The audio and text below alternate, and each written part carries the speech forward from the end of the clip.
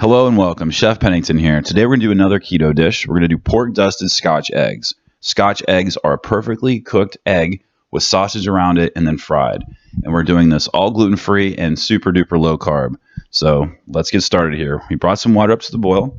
We're putting eggs in that are room temperature. That's one of the things that really helps us with this process. And we're not doing it like a normal hard-boiled egg. We are putting the eggs into boiling water, hot water to start. And then we're going to set the timer for 4.5 minutes. And they're going to come out perfect. And I'm going to show you guys the trick to how to peel eggs. Everyone's heard 101 different ways. And at the end of the day, it's always a hassle. So I'm going to show you how to make it not a hassle today, which is cool. Now, notice I'm not putting it into an ice bath. It's one of the keys. Forget about shocking your eggs. That's not how we do it. So the egg is still warm. You want to get it to where you can handle it and it's not too hot. The reason we're not putting an ice bath and we're not shocking it is there's a little membrane between the shell and the egg that you're going to see here in a moment, that when you shock it and you stop the cooking process, it seizes up and it sticks back to the egg. That's why they're just so notoriously hard to peel. Now, I'm doing this in room temperature water. You could do this under running water that is warm to hot, whatever you can handle. You're going to see right here, that's that little membrane I'm talking about. And if we shock the egg in ice, that wants to seize up and it makes the peeling process hard. That's why they've always been so hard. So the key is room temperature water and the eggs are still warm and everything's going to be great. And they'll peel through and you won't end up where you pull some of the shell away and it rips some of the egg off and it messes up the presentation. We're done with that. Fixed. So when I was shopping for product, I noticed Jim and Dean had these perfect little shaped little slider patties. And I was like, man, that looks perfect for covering an egg. So I gave it a try and it works out perfect. Just work on flattening it out. And while you're flattening it out, you want it to be the size where you can visualize an egg going in the middle and there's enough sausage to go over it. So as we're pushing this down to the board, it wants to stick to the board a little bit because we've got fat in there. And that's easy peasy to get off. We're just going to use a spatula. We place our egg in there. And we're going to give the sausage a little bit of help and start shaping around the egg. So there's no perfect rhyme or reason to this. The really idea is to get an even coating of sausage around the egg. And that's why I like flattening it out, because we really know it's everything's very consistent. And then something cool about this is that the warmth of your hands is going to start to melt the fat just a little bit, which is cool because then it starts acting like glue as you're trying to get this to perfectly go around your egg.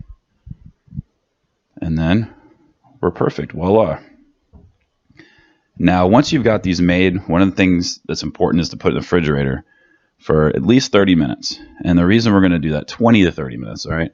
The idea is that you're going to help the yolk get cold, because remember, it's a soft-boiled egg. We don't want to overcook the yolk while it's cooking and frying.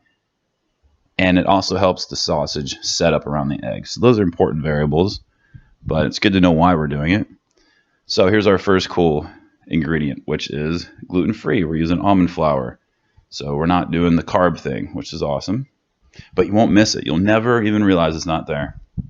And we're going to go into our egg wash, which is just going to help everything stick. And then we're going to use a really cool ingredient next. This is the fun, homage to keto, is we took pork rinds and we turned them into breadcrumbs. And it's carb-free or next to carb-free. Well, actually, it is carb-free. There's no carbs in pork rinds. As you can tell right here, we're just going to puree them. One thing I would say is try not to go for too long because there is a good bit of fat in pork rinds. And if you let this go for a super long time or too long, everything gets hot and warm and it will kind of change the texture. So just get the job done. Everything's perfect. But it really does make a nice breadcrumb. And it's obviously full of flavor.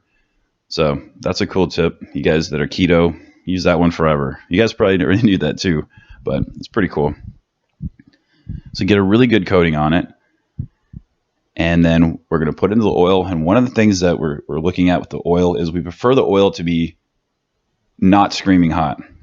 If we're going to fare on one side or the other, we're faring on the side where the oil is slightly less hot instead of more hot, which is just going to help the yolk not overcook and also the sausage. What we're really doing right now, since the egg's already cooked, is we're really cooking the sausage. So that's something to feel as you're cooking. It only takes you a short couple of minutes.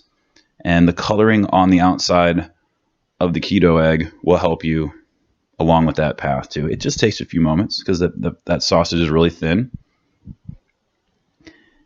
And we don't want to cook it long, so we want the yolk to stay like that. We want it to be runny for us, and that's a cilantro cream sauce. I'll have that in the recipe card below and all that good stuff. Go ahead and subscribe. If you guys enjoyed, go ahead and hit the like button. I'm going to have the links and the recipe and all that stuff below. You guys have the best. Take care.